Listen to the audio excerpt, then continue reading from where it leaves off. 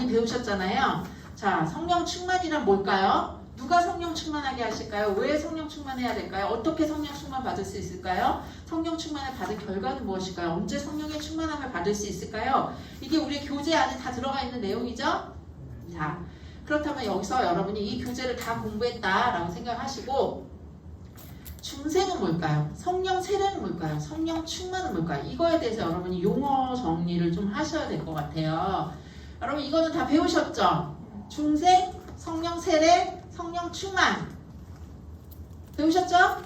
자, 중생과 성령 세례, 성령 충만 이게 뭔가요? 신상서 집사님 뭐죠? 어떻게 틀리고 어떻게 같나요? 성령으로 거듭나야 중생이 되는 거고요. 네. 성령으로 세례를 받아야 충만이 되죠. 네. 네, 맞습니다. 그리고 이게 공통점은 성령을 기반으로 해야만 다 가능한 거예요. 그렇죠. 성령을 기반으로 해야만. 그래서 여러분 여기서 이제 오늘 내용은 이제 사실 뭐 더 토론하려는데 앞에가 너무 길어져가지고 그냥 제가 일방적으로 강의를 할게요. 잘 들어보시고 마음에 잘 정리를 해 놓으셔야지. 그리고 글에 쓰는 것으로 만족하시면 안 되고요. 여러분이 말로 전달하실 수 있어야 돼요. 말로. 자, 성령, 세례, 중생 이거의 관계를 먼저 말씀드릴게요.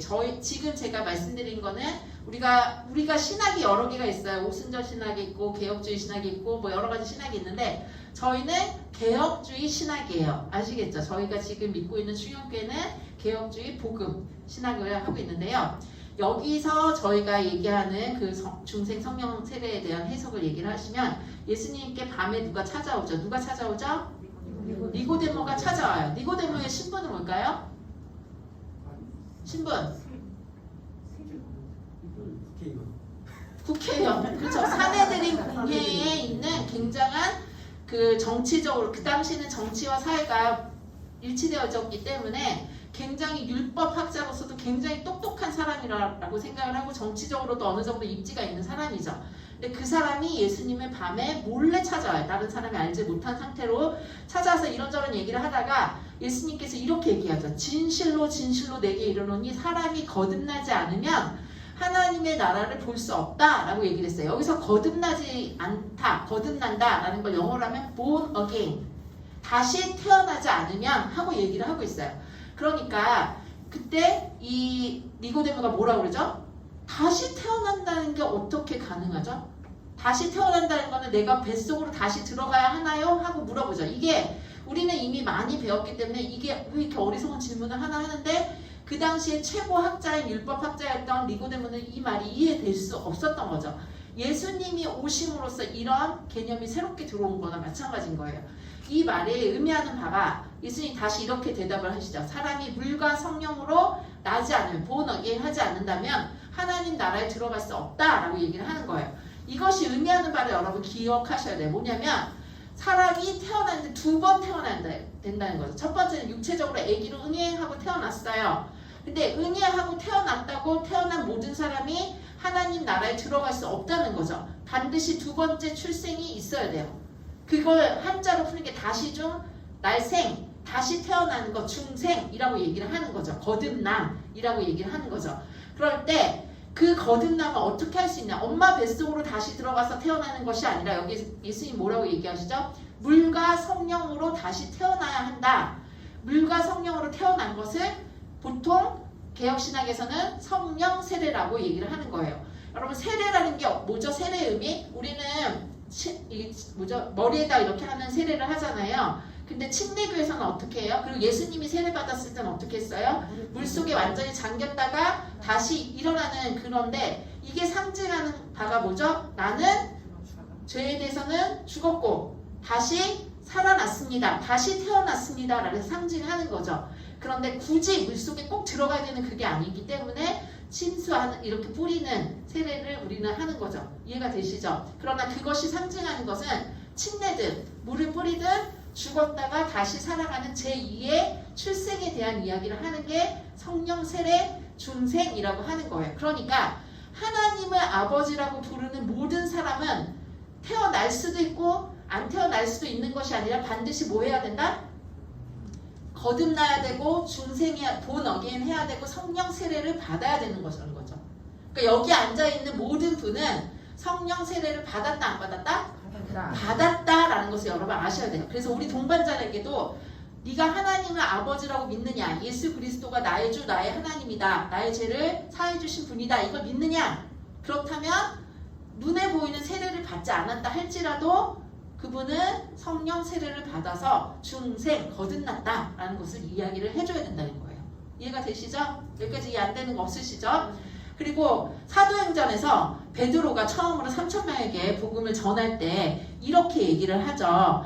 너희가 회개하여 예수 그리스도의 이름으로 세례를 받고 죄사함을 받으라. 그러면 성령의 선물을 받는다. 그리고 이 약속은 누구에게만, 유대인에게만 주신 것이 아니라 하나님이 얼마든지 부르신다면 그 사람이 유대인이든 이방인이든 뭐 헬라 사람이든 모두에게 성령을 주겠다라고 베드로가 분명하게 얘기를 하고 있는 거죠. 그렇기 때문에 모든 사람에게 성령의 세례가 임한다라고 할 수가 있어요.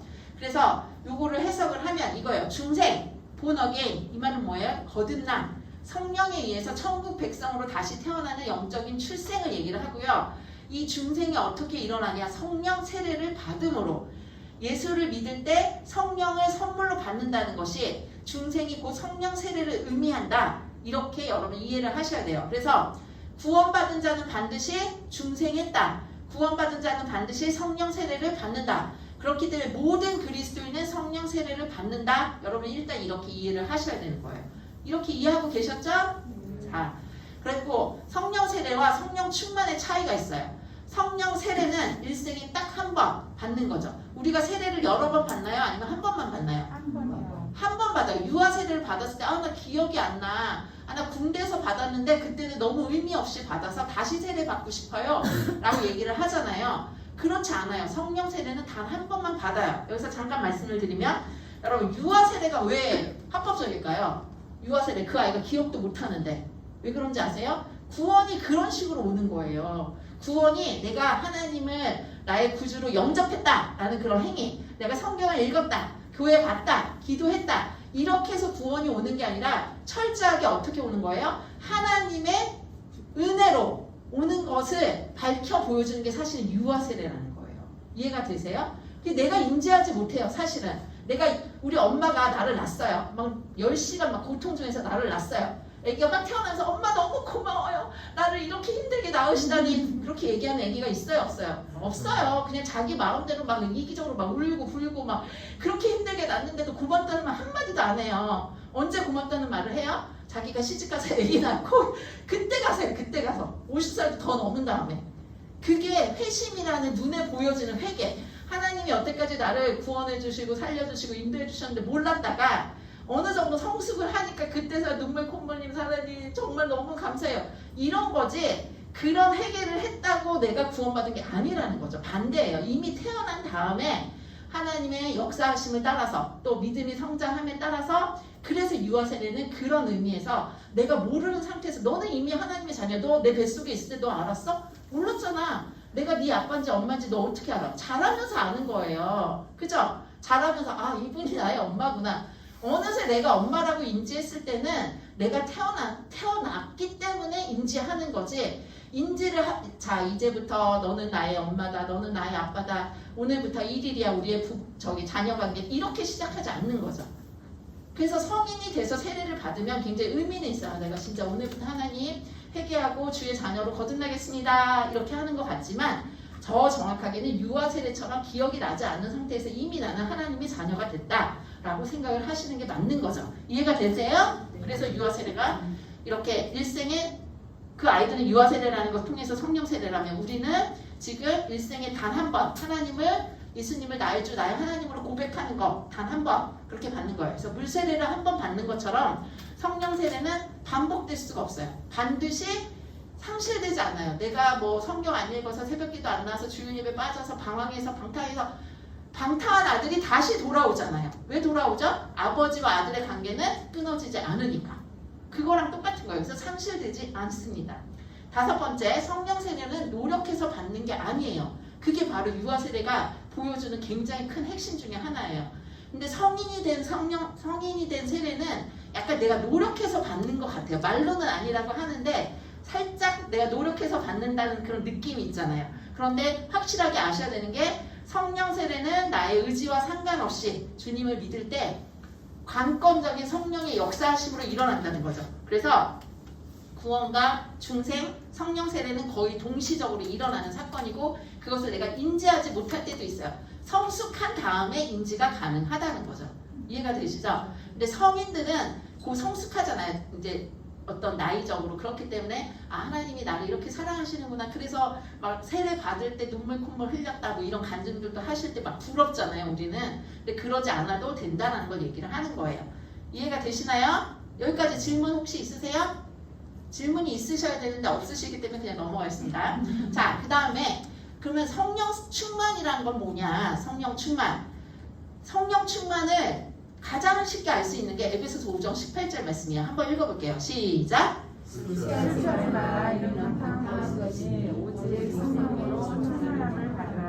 아니 왜 술 취하지 말라고 성령 충만하고 같은 라인에 섰을까요? 이거는 똑같다라는 얘기가 될 수 있는 거죠. 취한다라는 거. 그래서 요거 그림이 참 너무 예쁘지 않아요? 그래서 성령 충만과 이 술 취하는 것의 차이점과 같은 점을 한번 얘기를 해보려고 하는데요. 성령 충만과 성령 세례의 차이는 뭐가 있을까요? 성령 세례는 예수를 믿을 때, 내가 인지를 하든 안 하든 예수님을 믿을 때 이미 나에게 왔어요. 근데 성령 충만은 예수님을 믿은 사람에게, 성도에게만 주어지는 거죠. 그리고 평생 동안 계속적으로 반복이 돼야 되는 거예요. 그 다음에 성령 세례는 성도라면 누구나 다 주어지는 은혜인 거죠. 그죠? 그런데 성령 충만은 헌신된 사람들에게만 주어지는 또 특별한 은혜라는 거예요. 그러니까 나는 교회 다니는데 왜 이렇게 밍숭밍숭한 사람이 있는가 하면, 교회 다니는데 우리 장경호 권사님처럼 예수님만 생각해도 눈물이 나는 사람이 있는가 하면, 뭐 개인적인 성향일 수도 있지만 내 평생에 그런 적이 난 한 번도 없다. 이거 조금 생각해 보셔야 돼요. 아시겠죠? 그 다음에 성령 세례는 단 한 번 이례적이지만 성령 충만은 평생에 계속적으로 일어나는 사건이고, 우리가 더 쉽게 얘기하면 성령 충만은 성화 과정이다 라고 생각하시면 되고, 성령 세례는 칭이다. 내가 너가 의냐 하고 칭해지는 걸 내가 노력해서 받는 게 아니잖아요. 딱 한 번 받으면 끝인 거잖아요. 그렇게 생각을 하시면 되겠습니다. 또 성령 충만과 성령 세례의 차이. 성령 세례는 소실되거나 상실되지 않아요. 여러분 여기서 질문이 있으셔야 돼요. 히브리서에 보면 한 번 맛보고서도 떠나는 사람이 있다 라는 얘기 들어보신 적 있으시죠?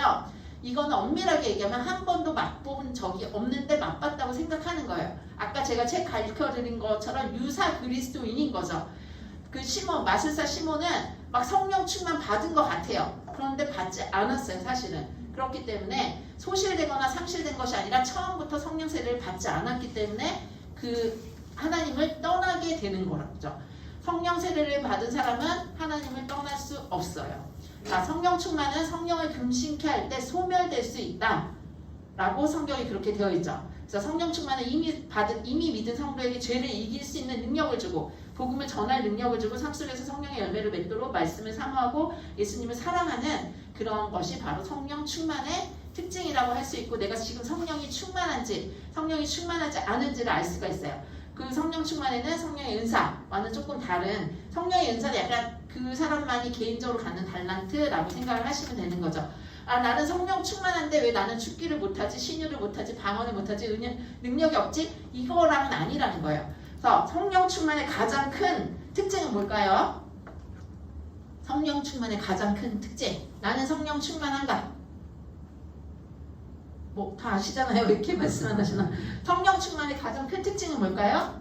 저는 개인적으로 예수님을 사랑하는 마음이 깊이 있는 것, 그게 성령 충만의 가장 큰 특징 중에 하나인 거예요. 왜냐하면 성령은 예수의 영이라고 하잖아요. 와서 나 개인을 알리는 것이 아니라 하나님이 하신 일, 이런 것들을 알린다고 얘기를 하고 있잖아요. 그래서 여러분 성령 충만을 한다라는 말을 더 쉽게 얘기하면 뭐냐면, 우리가 삶 속에서 이런 적 있으시죠?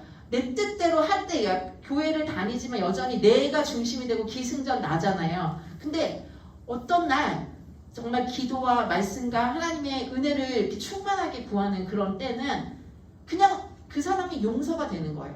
그리고 그냥 내가 그 사람을 위해서 희생하고 포기하고 싶은 마음이 들고, 성경이 그렇게 싫었고 드라마가 더 좋았는데 성경이 너무 재밌어지는 거예요. 이런 게 성령의 지배를 받는 삶, 그게 성령 충만한 삶이라는 거예요. 여러분이 이게 늘 있어지는 건 아니잖아요. 그죠? 어떤 날은 너무 기쁘고 너무 다 용서가 돼. 근데 어떤 날은 다 용서가 안 돼. 진짜 다 싫어. 교회 다니는 것도 싫고 뭐도 싫고 다 싫어. 그런 날은 내가 지금 아프다는 뜻인 거죠. 근데 어떤 날은 다 나한테 나쁜 일만 생기는데 그냥 다 좋은 거예요. 왜? 하나님이 날 사랑하니까 그냥 그것만으로 너무 해피하고 너무 좋고 너무 기쁜 거예요. 그래서 성령 충만함이라는 것은 우리가 끊임없이 노력하고 추구하고 열망하고 갈망해야 되는 그런 일들 중에 하나라는 거죠. 그냥 저절로 있어지는 게 아니라는 거예요. 이거랑 똑같아요. 나에게 자녀들이 있는데 그 자녀들이 다 똑같이 이쁘지 않아요. 어떤 날은 너무 애가 예뻐요. 예쁘지만 골라서 하는 날이 있고 어떤 날은 아 진짜 갖다 버리고 싶다 할 정도로 얘 도대체 왜 이래 이럴 때가 있잖아요. 부모도. 그렇다면 하나님도 우리를 보실 때 우리가 하나님을 기쁘게 할 때도 있고 하나님을 속상하게 할 때도 분명히 있는 거잖아요. 그래서 하나님을 더 기쁘시게 하는 자로 성장해 나가는 것, 그게 성령 충만이다 이렇게 생각을 하시면 될 것 같습니다. 자, 그렇다면 술 취함과 성령 충만의 공통점, 왜 그렇게 얘기를 했을까요? 그림 보시면 이 여자분이 어머 할렐루야 막 이랬어요. 그랬더니 남편분이 술을 막 드시면서 어떻게 나랑 증세가 비슷한 것 같아. 이게 이제 재미로 한 건데요. 말수가 는다. 술 취함과 성령 충만의 공통점은요. 말수가 늘어요. 원래 말에 어떤 사람이 왜냐하면 자랑을 하고 싶으니까. 바로 자기한테 뭔가 좋은 일이 생겼어. 예를 들어서 뭐 나한테 갑자기 로또 1등이 당첨됐다. 막 숨기고 싶으세요? 아 이거 남들이 알면 큰일 나니까 안 그러거든요. 예전에 어떤 부인이 이렇게 머리가 아파 막 이랬대요. 보니까 손에 뭐 다이아몬드 뭐 이렇게 많이 있는 거예요. 그러니까 그 자랑을 하고 싶은데 뭘 할 수 없으니까 이렇게 머리가 아픈지 모르겠으니까 다른 분이 권사님 머리 아파? 어떻게 뭐 줄까? 아니 그게 아니고 여기를 보라고. 무슨 말인지 알겠죠? 자꾸 자랑을 하고 싶은 거예요. 그 다음에 노래를 하게 돼요. 흥얼흥얼. 정말 그런 것 같아요. 성령이 충만하면 나도 모르게 찬양하고 싶은 노래가 나와요. 그죠? 그 다음에 자꾸 권해요. 권해.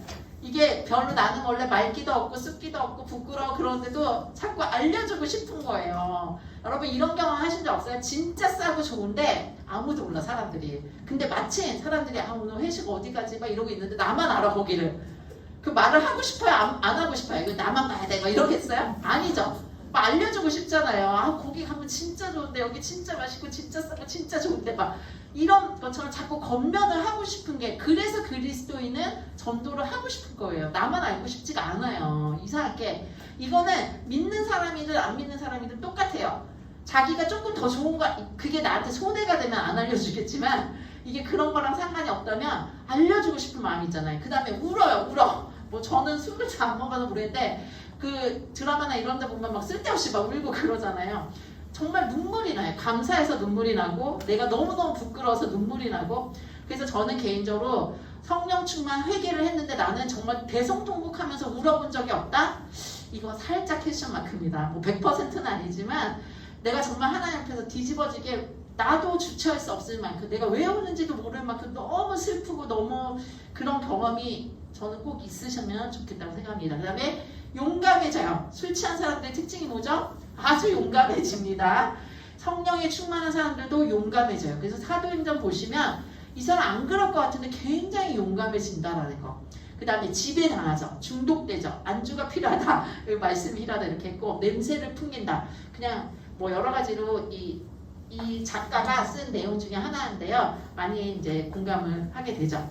자 여기까지를 또 억제제 이거는 로이드 존스 목사님이 얘기한 건데요. 술은 사실 억제제예요. 우리는 막 활성제라고 생각을 하는데 술은 억제제예요. 그래서 자제력 억제되죠. 판단 잘 못해요. 분별력, 판단력, 기억력, 몸의 균형, 사물에 대한 평가 술 먹으면 다 이게 적어지잖아요. 그래서 우리나라도 그렇고 세계적으로 술을 안 마시면 범죄 사건이 훨씬 더 줄어 한 50%까지 줄 것 같아요. 제 개인적인 생각에는 술 때문에 벌어지는 일들이 너무나 많잖아요. 그래서 술은 억제제예요. 그런데 성령은 활발하게 해요. 저 이 부분 참 좋더라고요. 모든 기능, 정신, 이성, 지성, 마음, 의지 등을 활성화시키는 게 성령의 역할이라는 거죠. 그래서 성령님이 충만하면요 쉽게 화를 내지 않아요. 자기의 지성, 자기의 마음, 감정까지 잘 컨트롤할 수 있는 그런 활성화가 된다는 거 기억을 하시면 좋겠습니다. 자, 서머리 하겠습니다. 여러분 요걸 기억하시고 서로 이제 나누실 때 나누셔야 돼요. 중생이 뭐냐? 하나님 나라 가기 위해서는 반드시 우리가 거듭나야 되는데 그 거듭나는 게 어떻게 거듭나느냐? 엄마 뱃속으로 거듭나는 게 아니라 성령의 세례를 받아야 거듭난다. 그것이 바로 구원받는 길이고 그걸 우리는 칭의라고 한다. 나의 노력이 필요 없어. 너 엄마 뱃속에 임신해서 나올 때 네가 막 나오려고 벌거등 치지 않았잖아. 저절로 자연의 법칙으로 나오게 된 것처럼 중생은 그런 거야. 그러나 성령 충만은 내가 그 집에 태어났다고 그 집에 적당한 아들이나 딸이 되는 게 아니라 그 집의 엄마 아빠를 만족시키려고 하는 그런 노력을 해야 되는 거잖아요. 그래서 성화를 해야 된다. 그게 성령의 충만함이다. 성화인데 내 힘, 내 의지로 하는 것이 아니라 성령의 도우심을 받아야 한다. 이렇게 설명을 하실 수 있어야 되죠. 자, 여기까지 설명하실 수 있겠어요? 아멘. 될 것을 믿고 아멘. 네, 여러분 이렇게 조금 어려운 말이지만 중생 성령 세례 구원 칭의 여기 지금 우리가 나와 있는 교재에 이런 내용으로 나와 있으니까 기억을 하시고요. 이게 개혁주의 신학에서 얘기를 하는 건데 사실 성령님에 대해서 우리가 가장 무지해요. 어느 신학이나 성령이 제일 어려워요. 하나님도 분명하시고 또 눈은 인간의 몸으로 입고 오신 예수님에 대해서도 우리가 분명하게 얘기하는데 성경 전체에서도 성령님에 대해서는 살짝 그 어려운 그런 게 있거든요. 이거를 기억하셔야 되는데 요거는 개혁신학에서도 지금 약간 헷갈리고 있는 부분이라서 요 부분만 조금 기억을 하시면 좋겠어요. 자, 사도행전 1장 5절 다 같이 읽어볼까요? 시작! 요한은 물로 세례를 받았으나 너희는 기다리 못되어 성령 세례를 받으라 하셨느니라. 자, 이거 예수님이 하신 말씀인데요. 제가 문제를 낼게요. 아니, 성령으로 세례를 받으리라. 그러면은 그 전에 성령을 세례 받지 않은 거죠. 앞으로 받을 거니까 안 받은 거잖아요. 그러면은 예수님의 제자들과 예수님을 주로 고백했던 사람들은 성령 세례를 받았나요? 안 받았나요? 지금 제가 무슨 말인지 아나요? 자, 예수님이 오순절 이제 승천하시기 전에 야 니네 거기 모여서 기도해라. 그럼 성령님이 내리실 거야. 이렇게 얘기했어요. 성령님이 세례를 받을 거야 라고 얘기를 했어요. 그러면 만약에 성령 세례가 중생이라면 중생 거듭나는 거잖아요. 그럼 아직 거듭나지 않은 거죠. 세례 받기 전까지 거듭나지 않은 거죠. 지금 무슨 말인지 다 아시나요? 자, 그러면 예수님이 승천하실 때 거기에 앉아있는 사람들, 예수님을 주로 고백했던 사람들은 거듭났나요? 거듭나지 않았나요? 거듭났어요. 거듭났는데 성령 세례를 받으래요. 어떻게 해석하실라나? 성령 세례는 중생이라고 그랬잖아요. 그러면은 중생 되지 않은 사람에게 중생이 되라고 성령 세례를 받으라고 얘기했다는 건 조금 어폐가 있죠? 여기까지 이해되시는 분? 안 되시는 분? 말씀하세요. 되신 거죠? 안 되신 거예요? 이해됐어요. 네네. 제가 얘기하고자 하는 게 뭐냐면 성령 세례가 중생이라고 딱 이꼬를 치면 여기서 문제가 생긴다는 거예요. 또 하나 사도행전 8장 16절은 뭐냐면 사마리아 지역에 가서 복음을 전했어요. 근데 사람들이 예수님을 다 믿었어요. 믿었는데 예루살렘 본부에서는 사마리아에서 예수님을 믿었대 하면서 사도를 보냈어요. 보내면서 한 말이 뭐냐면 그런데 성령 내리신 일은 없대. 그리고 주 예수의 이름으로 세례만 받았대. 그러면 예수님의 이름으로 세례를 받았는데 성령은 받지 않았어. 이것도 퀘션 마크죠. 만약에 성령 세례를 중생으로만 이해를 하면 여기서 대답이 안 나와요. 이해가 되세요? 그래서 이 말은 무슨 말이냐면 이 복음서 기자들이 바울이나 누가나 이런 사람들이 썼을 때 문맥상으로 봤을 때 중생의 의미로 성령 세례를 얘기할 때도 있고 성령 충만의 의미로 성령 세례를 말할 때도 있다. 이 사실을 기억을 하셔야지만 이렇게 딱 도식적으로 중생은 성령 세례, 성령 세례는 칭의, 성령 충만은 성화, 그래서 성령 세례와 성령 충만은 완전 다른 거 이렇게 생각하시면 안 된다는 거예요. 개혁신학에서는 그렇게 가르치고 있고 그렇게 써머리를 할 수 있지만 실제 성경에 봤을 때는 이 부분은 아직까지 그러니까 해석이 분분한 부분에 대해서도 좀 이해를 하셔야지만 어떤 질문들이 올 때 의미는 그러시지만 단어를 꼭 그렇게 쓰지만은 않았다. 이걸 기억하시라는 거예요. 딴 거 없고. 이해되십니까? 네. 자, 용어에 대한 여러 가지 의견이 있어요. 성령 세례가 중생이라고 개혁 신학에서는 가르치고 그것을 계속 주장을 하지만 실제 성경을 봤을 때는 그 도식이 딱 맞는 건 아니다라는 예외적인 사항도 있다는 걸 기억을 하시라는 거고요. 성령 세례는 성령 세례도 성령 충만과 똑같이 성령의 특별한 경험이고 특별한 능력이다라는 것을 이해를 하시라는 거죠. 세 번째, 단어 사용에 있어서 성령 세례를 바울 같은 경우는 중생의 의미로 모든 사람이 한 성령을 받았으니 하고 이렇게 중생의 의미로 사용될 때도 있지만 또 예수 믿고 난 뒤 성령의 강력한 체험으로 성령 충만으로 그렇게 문맥에 쓸 때도 있다라는 것을 여러분이 일단은 기억을 하셔야지만 이런 문제들을 봤을 때 이렇게 해석할 수도 있겠구나라는 걸 생각할 수 있다는 거죠. 이해가 되십니까? 예. 자, 이제 성령 충만이 먼저 아시겠죠? 성령 충만을 간단하게 얘기하면 뭐라고 할 수 있을까요? 전영희 여사님? 성령 충만은 성령의 지배를 받는 삶, 성령이 주인 되시는 거, 예수님이 나의 삶의 주인이 되는 거 성령 충만이라고 한다면 누가 성령 충만하게 하실까요? 다 같이 답을 해주세요. 누가 성령 충만하게 하시나요? 삼위일체. 맞습니다. 삼위일체 하나님. 여기서 중요한 게 뭐냐면 자, 할렐루야 100번 하세요. 할렐루야 할렐루야 100번 하면 어떻게 될까요? 방언을 하실 수 있습니다. 거기 졸고 계시는 분 방언합니다. 이렇게. 근데 그게 아니라는 거야. 사람이 주는 게 아니라는 거야.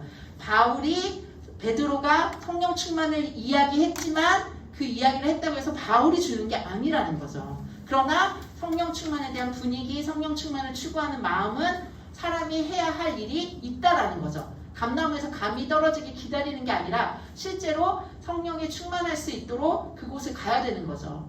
말씀을 읽고 기도를 하고 특별히 기도를 깊이 말씀을 붙잡고 하실 때 성령의 충만함을 경험할 수 있다는 거죠. 자, 그 다음 왜 성령 충만해야 할까요?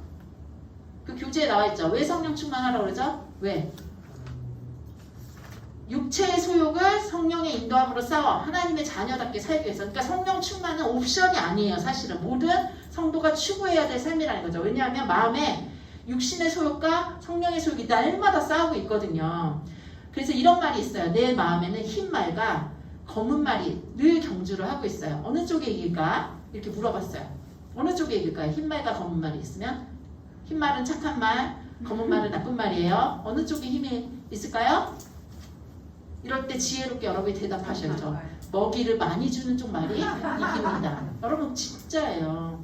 내가 선한 행동과 선한과 하나님이 기뻐하시는 게 무엇인가 이걸 생각하는 사람이 흰말이 이겨요. 그런데 내가 교회에서는 뭐 예배드리고 그러는데 밖에 이제 집에 들어가서 나를 즐겁게 하는 그 일에 힘을 쏟으면 절대 성령의 인도함을 받기가 어려워진다는 거죠. 먹이를 많이 준 쪽이 이기는 거예요. 이해가 되시죠? 자, 어떻게 성령 충만을 받을 수 있을까요? 여러분은 어떻게 성령 충만을 받았던 경험이 있었나요? 어떻게? 다 아시죠? 간구해야 돼요. 갈망해야 돼요. 하나님, 저 정말 성령의 충만함을 한번 경험해보고 싶어요. 저는 맨날 내가 다 알아서 하는 것 같아요. 내가 열심히 하는 것 같아요. 근데 내가 열심히 하는 그 이상을 넘었으면 좋겠어요. 간구를 해보는 거예요. 여러분, 성령 충만은 이론적으로 얘기하면 이거예요. 여러분, 나를 미워하는 사람을 용서하세요. 그래서 내가 용서하려고 애쓰는 건요, 내가 하는 거예요. 성령 충만은 뭐냐면요, 그 사람에 대한 미운 마음이 생기지 않는 거예요. 이게 진짜 특이한 거예요. 이거는 경험해보지 않은 사람은 자꾸 성령 충만을 나의 의지와 노력과 열심이라고 생각하거든요. 근데 나의 노력과 열심과 의지와 시도와 그 끝에 성령님이 딱 만나주시는 그 좋아하는 데가 있는데 거기가 정말 놀라운 경험을 여러분 살면서 하셔야 돼요. 내가 노력해서 되는 게 아니라 나 성경 일독해야 돼. 하루에 3장씩 꼭 읽어야 돼. 4장씩 꼭 읽어야 돼. 이게 아니고요. 성령 충만은 뭐냐면요. 하루에 내가 3장 읽으려고 노력을 했는데 어느새 창세기 다 읽었어. 너무 궁금해. 잠이 안 오네. 이거 어떡하나. 출애굽기 읽는 거예요. 그 우리가 율법과 복음의 경계가 딱 그거예요. 율법은요. 그래. 교회에서 통독하니까 하루에 5장 읽어야 돼. 읽었으니 나 끝났어. 이게 율법이에요. 복음은 뭐냐면요. 오늘 2장밖에 못 읽었어. 근데 너무 기쁜 거예요. 사람들한테 완독이라고 쓰지는 못하는데 이 2장을 여러 번 읽었는데 내가 너무 기쁜 거예요. 근데 어떤 날은 100장을 읽었는데 100장 읽었다고 자랑하지 않아요. 그냥 완독했어요. 그리고 그게 너무 기쁜 거예요. 이해가 되세요? 성령 충만과 율법과 복음. 우리가 이걸 굉장히 많이 헷갈려요. 그래서 내가 의지로 하는 게 막 나 공부 열심히 나 새벽기도도 안 빠질 거야. 금식할 거야. 뭐 할 거야. 이게 율법이에요. 그리고 이거 성령 충만으로 착각하는 경우가 너무 많으세요. 아니에요. 성령 충만하면은요. 내가 이렇게까지 했는데 사람들이 나를 몰라주네. 이거 있잖아요. 이경 목사님 설교하셨을 때 저는 그 말이 되게 기억이 났는데 40일 금식하는 게 너무너무 힘들잖아요. 근데 40일 금식하는 것보다 더 힘든 게 있대. 그게 뭐게요? 내가 40일 금식했어. 이 말을 안 하는 거. 이 말이 더 힘들어요, 사실은. 내가 하나님 앞에서 할 게 너무 많은데 그거를 말 안 하고 하나님께만 얘기하고 나는 근데 못 알아주면 진짜 서운하잖아요. 내가 진짜 야 내 간식 뭐 다 싸왔는데 모자라서 내가 다 줬어. 근데 사람들 몰라줘. 이럴 때. 근데 성령이 내 안에 계시면 이런 것들이 하나도 슬프지도 않은 거예요. 그냥 이게 문제되지가 않아. 이걸 갖고 슬퍼할까 말까요? 어떻게 할까? 이렇게 물어보는 게 아니라 그게 아무렇지도 않은 거예요. 아무렇지도 않아요. 저도 그런 경지까지 잃어본 적도 있고 또 여전히 이렇게 된 적도 있는데 그런 맛을 한번 보면요. 진짜 나도 나를 이해가 안 돼. 너무 신기해요. 이 상황에서 내가 왜 저 사람한테 화를 안 낼 수가 있지? 저게 이해가 되지 왜? 이해가 되는 거예요. 그리고 용서해주고 싶은 마음이 막 그냥 뭐 용서라고 할 것도 없어요. 뭐 그럴 수도 있지 이런 마음이 드는데 어떤 날 요만큼만 가지고도 내가 아주 잡아먹고 싶고 이럴 때가 있는 거잖아요. 그런 걸 한번 경험을 하시고 간구를 해보시는 거예요. 그리고 죄를 회개하고 자신을 깨끗하게 할 때 내 마음을 비울 때 나를 깨트려져야지 성령으로 다시 채워진다는 거죠. 그리고 하나님께 의탁하는 거죠. 하나님 믿습니다. 하나님 신뢰합니다. 이런 것들. 자, 성령 충만을 받은 결과는 무엇일까요? 성령 충만을 받으면 어떻게 될까요? 우리가 성령 충만에 대해서 굉장히 애를 쓰고 기도를 많이 하잖아요. 근데 사실 성령 충만을 받은 결과는 우리가 생각하는 것만큼 좋은 것만은 아니에요. 포기하고 희생하고 알아주지 않고 이렇게 하는 게 성령 충만의 결과예요. 그래서 여기서는 일상에서 그리스도의 성품이 드러난다. 일상에서 담대히 복음을 전하게 된다. 필요에 따라 각종 은사가 나타난다. 용서를 쉽게 한다. 4번까지가 아마 그 교재에 나와 있는 거고요. 5번, 6번은 이제 제가 더 쓴 건데 두려워할 자를 두려워하게 되고 두려워하지 않을 자를 두려워하지 않게 되는 담대한 마음이 생겨요. 세상보다도 세상이라고 말을 하니까 자꾸 뭐라고 하는데 나에게 직접적 영향력을 주는 어떤 사장님, 보스, 또 어떤 사람들 이런 게 두렵지가 않고 하나님이 두려워지는 거예요. 정말로.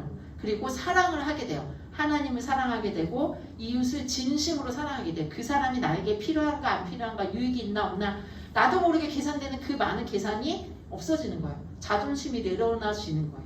이게 성령 충만의 결과라는 거죠. 그래서 우리가 성령 충만은 옵션이 아니고 그리스도인이라면 그리스도 안에서 태어난 사람이라면 누구라도 반드시 간구해야 되고 갈망해야 되는 1순위가 성령 충만이에요. 이해가 되시죠? 자, 언제 성령의 충만함을 받을 수 있습니까? 언제 받을 수 있을까요? 네? 내일? 매일. 네, 유미양 집사님은? 매일. 네, 유나 집사님은? 닮아갈 때. 계속. 자, 저는 이렇게 썼습니다. Here and now. 지금요. 지금 성령의 충만함을 여러분 받으실 수 있습니다.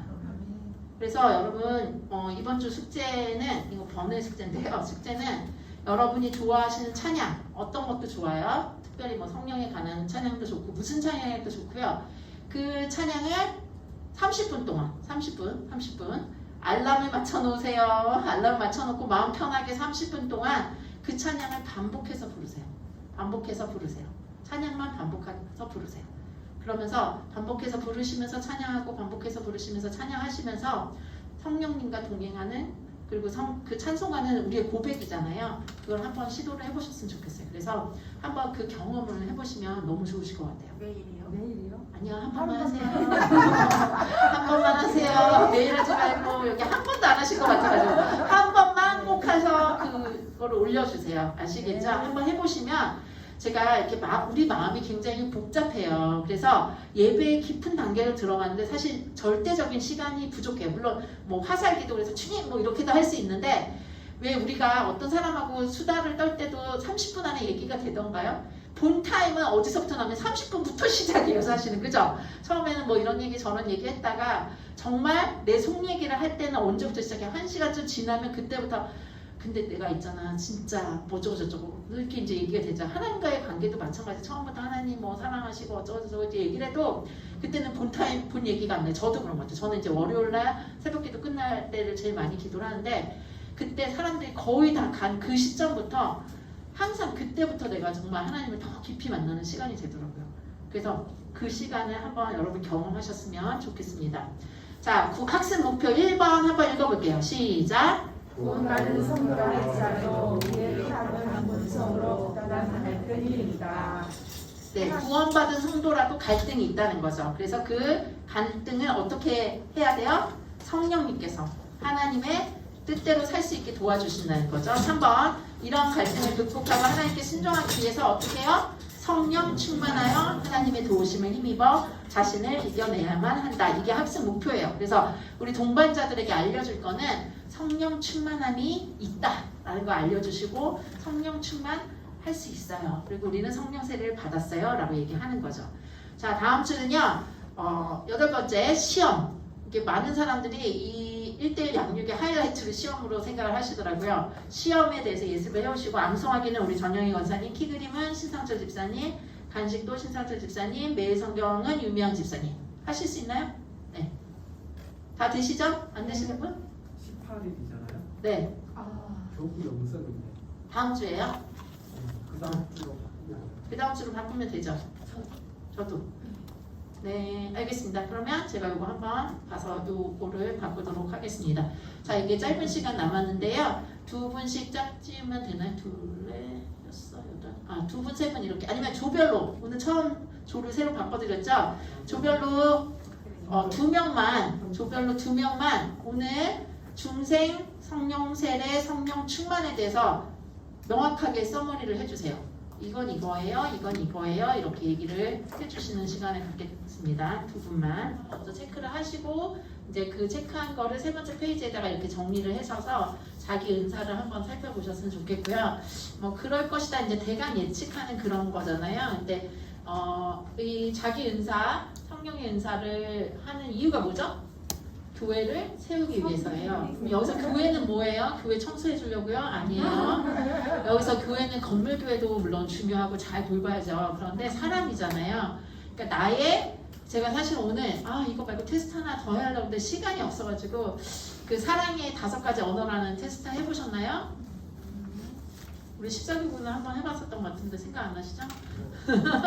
안 해보셨죠? 그거 그러면 한번 다음 주에 테스트 한번 해보는 시간을 갖는데 지금 이제 먼저 그러니까 이거는 성경에 나와 있는 성령의 은사 10몇 가지더라. 그 몇 가지에 대한 은사인데 특별히 나한테는 어떤 은사가 있나 한번 살펴보시면서 그 보시는 것에서 만족하지 마시고 그러면 이 은사를 하나님 나한테 주셨는데 이 은사로 사람들을 어떻게 섬길 수 있지? 구체적인 잘 섬기겠다, 사랑하며 섬기겠다 이런 거는 섬기는 게 아니에요. 구체적으로 나는 누구에게 뭐 그게 만약에 비밀이면 A에게 뭐 문자를 뭐 이렇게 하겠습니다든지 선물을 주겠습니다든지 아니면 뭐 이렇게 하겠다든지 이렇게 구체적인 실천사항 3가지 정도를 써갖고 그 결론까지 내는 게 숙제예요. 아시겠죠? 네. 이해되시죠? 그래서 오늘 성령 충만은 그 30분 동안 찬양을 틀어놓고 같은 찬양 한 찬양만 하세요. 한 찬양을 30분 이상 꾸준히 부르시면서 기도하시면서 이 찬양이 나의 고백이 되는 좋아하시는 찬양 아무거나 하시면 됩니다.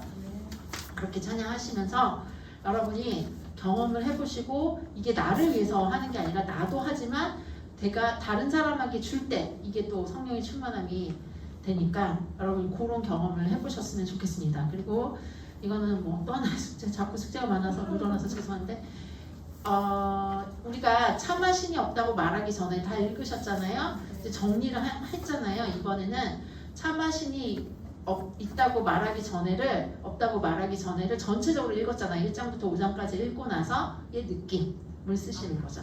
이해되시죠? 전체적인 느낌.